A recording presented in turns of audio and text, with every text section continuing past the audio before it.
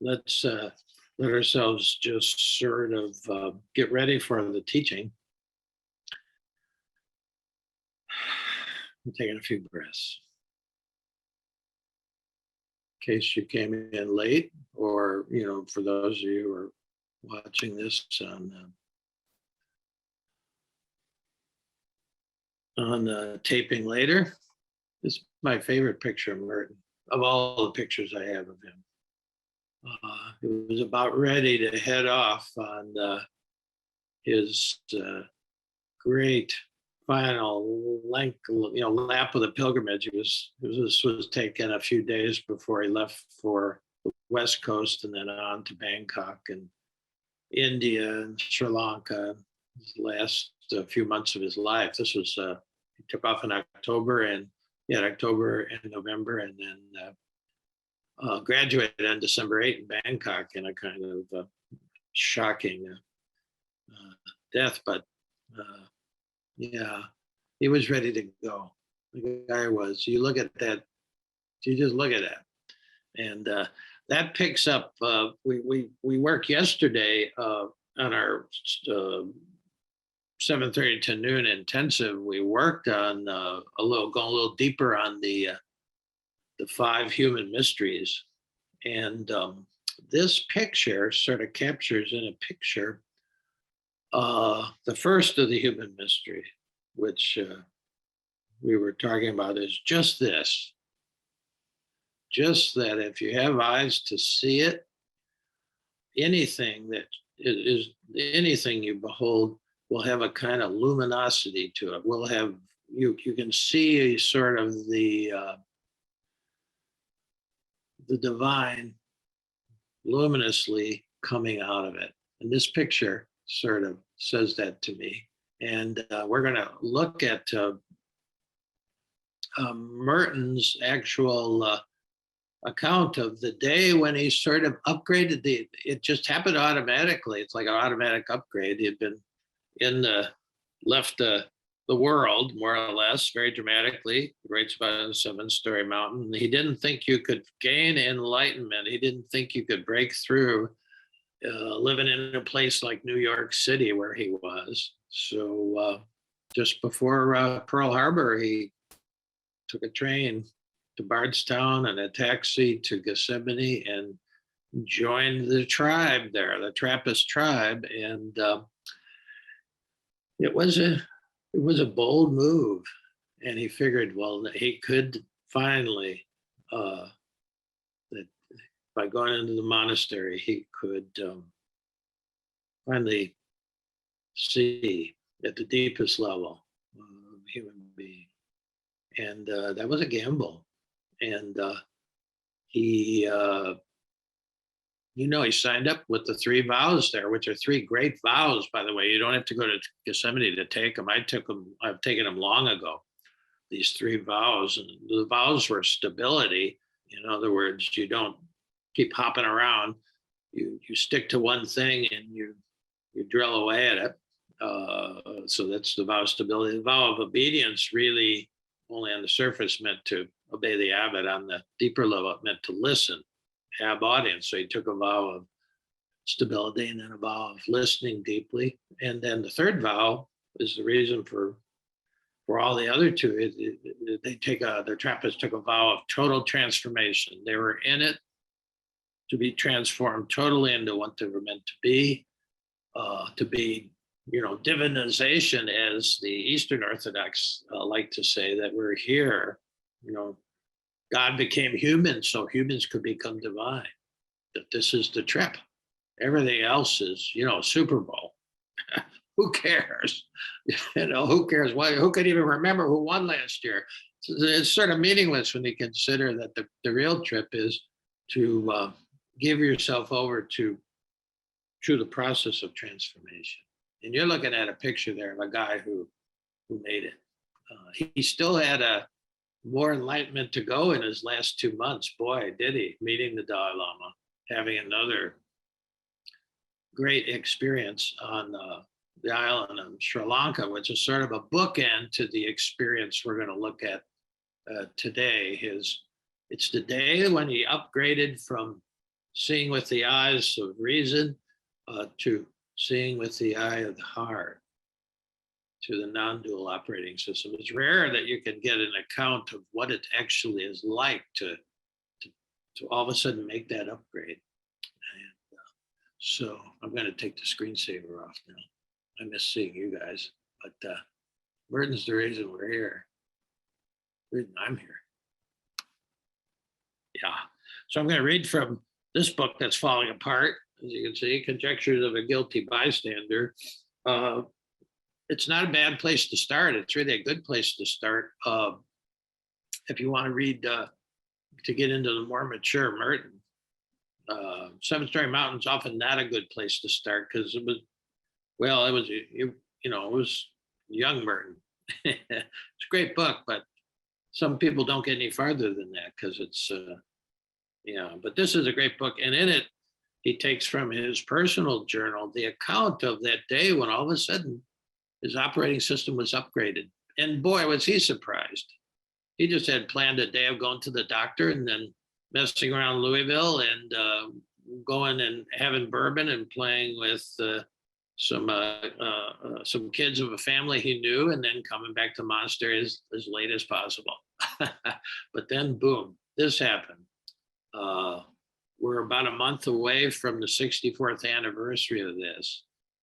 And so here's his account, and I think it'll help us in our journey to really open this account up a little bit, and it'll piggyback off of yesterday.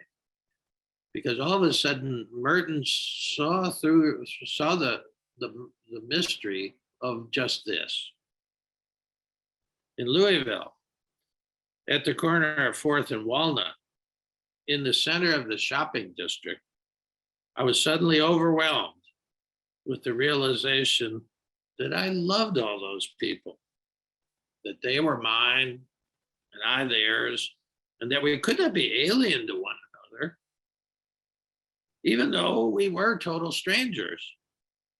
It was like waking from a dream of separateness, a spurious self-isolation in a special world, the world of renunciation and supposed holiness, the whole illusion of a separate holy existence is a dream. That was quite a surprise. The guy who thought he couldn't find God, they couldn't find the transcendent in the city, that's where he found it. He was a priest, not at Mass, not in choir with the monks. The Holy Spirit is actually quite a trickster, and he found it where he didn't think he could find it, which was beautiful, I think. And it's what the Buddha found under the tree. The whole illusion of a separate existence is a dream. He loved all these people. They loved him. He loved them. It was just like that moment of luminosity. And then he says further, he says, it was liberation. He said, this sense of liberation from an illusory difference between the sacred and the profane, between the monastic and the secular, the sense of liberation from an illusory difference was such a relief and such a joy to me that I almost laughed out loud. And I suppose my happiness could have taken form in these words: thank God. Thank God that I am like other men, that I'm only a man among others. Almost laughed out loud. Thank God that I am a man like other men, and I am a man among others. And then he goes on, this is the end of it, he says, it is a glorious destiny to be a member of the human race. And if only everybody could realize this, but it cannot be explained.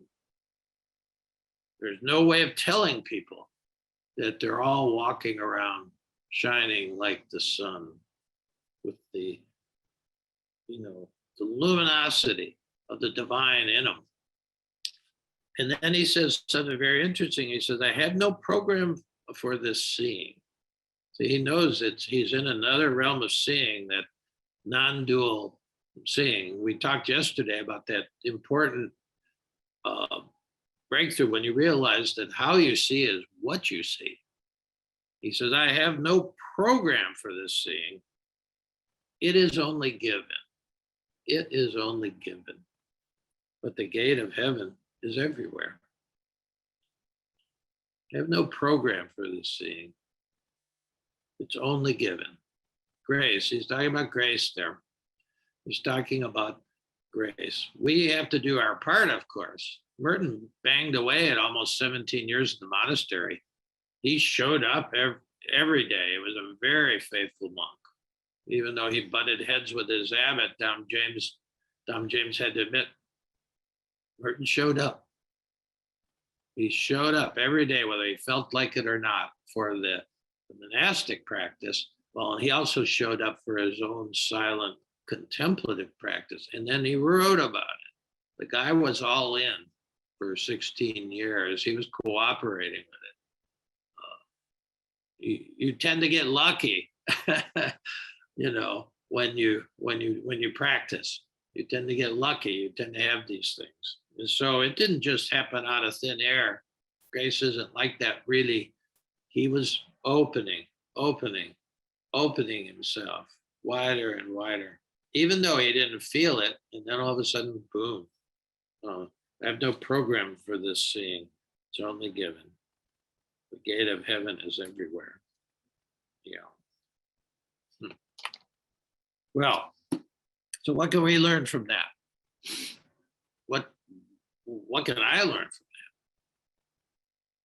that? Well, later,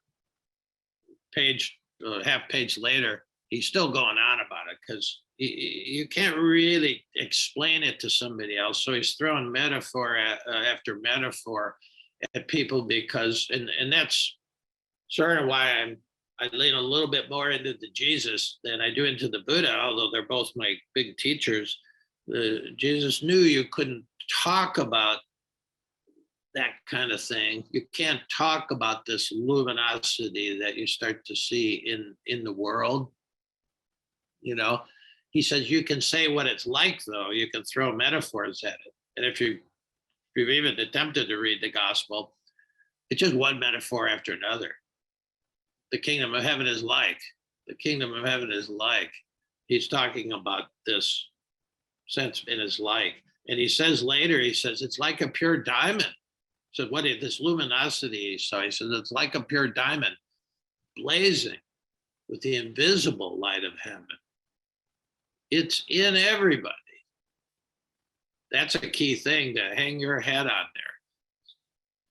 In everybody. The worst creep in the world, you, me, that this invisible diamond is there. Of course, it's covered over by 70,000 or 7 million veils, It's like the light under the bushel basket for all of us, but it's in everybody. That is the reason anybody should be hopeful about this whole spiritual. He says it's like a pure diamond blazing with the invisible light of heaven. It's with it. It's in everybody. If we could only unveil it and learn to live in light of it, to navigate by this light. He makes this radical thing. He said it would radiate a peace that would make all the darkness and all the cruelty vanish forever. What a claim. If we could actually all start to unveil it, that it would that light would start to eradicate, make all the darkness and all the cruelty. I mean, I'm not telling you anything if you watch 5 minutes of news. And that way, he said, I have no program for this. Because it is not a program. It's, I use the computer metaphor of, you get this upgrade. We're meant to upgrade, but it's not like a computer program. There is no program for it, because the practice of contemplation has no program. When we a few minutes when we move from meditating on these thoughts, using metaphor, when we move from there into the silence and the emptiness of doing and thinking, even, we just go into this vast openness that he talks about. There's no program there. It's leaving all programs behind when you go into contemplation, you see. But he says, we have to practice to unveil this. We all have this light that can come into the world. The world's dark because, it's veiled. Our lights are under a bushel basket, more or less. See, but he says it's only given. In other words, you do the practice, the grace will be there. He was a hell of a guy, and he was in a hell of a practice, and it took him 16 years. So let's be patient here. If you say, well, hell, this doesn't work. I've been here for 2 years or 10 years or whatever. Well, when you factor eternity into eternity is one of the other mysteries we talked about it. You can relax and you can become patient. You can just say, yeah, I'm signing up. You don't have to go to the monastery for it. You can sign up to show up every day, vow of stability. You can sign up to listen deeply once or twice a day. If you can do that, if you got an active job, a 9 to 5, and kids and all that kind of stuff, well, if you could sit yourself down at any point once a day and just, you're doing your vow, you're showing up, and then you're listening deeply. And when you learn a few traditional ways of bringing yourself into that state of help in the process, greasing the wheels, well, that helps. But then you just sit and then you listen. But the third vow, which is, hey, I'm in this for total transformation. I don't want anything less. I don't want anything less. I don't know why you're here. It doesn't matter really to me. I'm glad to have anybody come, because you sort of catch on. It's not about,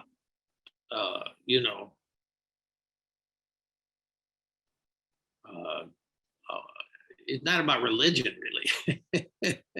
Certainly not about organized religion, which has its place. But this isn't that. This is boot camp. This is community reinforcement for, don't stop anywhere.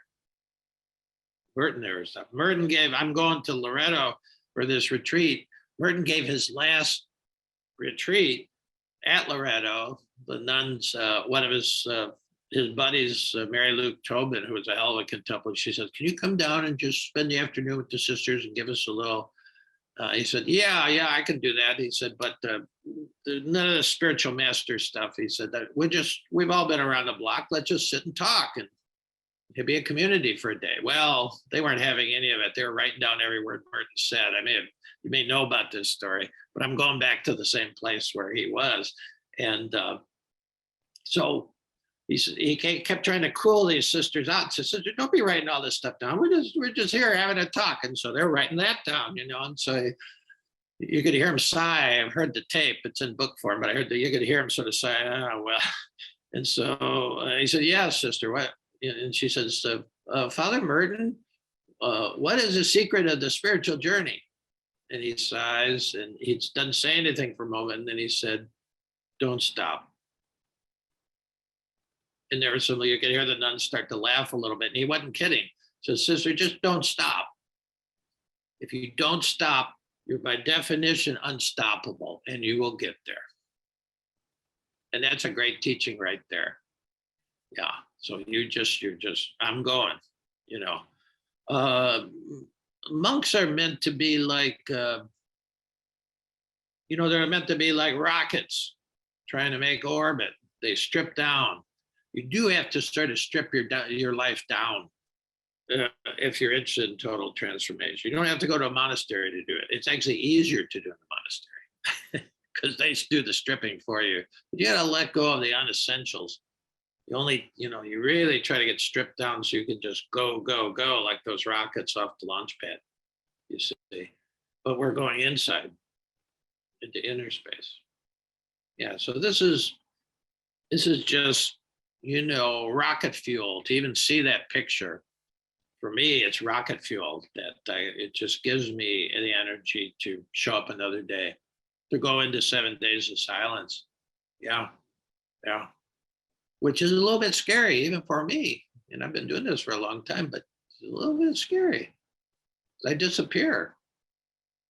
That always takes some guts. Well, Merton, he's like Daniel Boone for people like us. He got through the Cumberland Gap. He knew there was a Kentucky, and he's a path finder, And so get a picture of him sometime. And I like it because he's just wearing jeans and work shirt, his work coat, and all that stuff. He's not in clerical garb. He was glad to finally be a human being. Okay. And a real human being. So, all right. Well, let's get ourselves in meditation mode, and we'll do a little moonshot here. We'll do a little inner moonshot.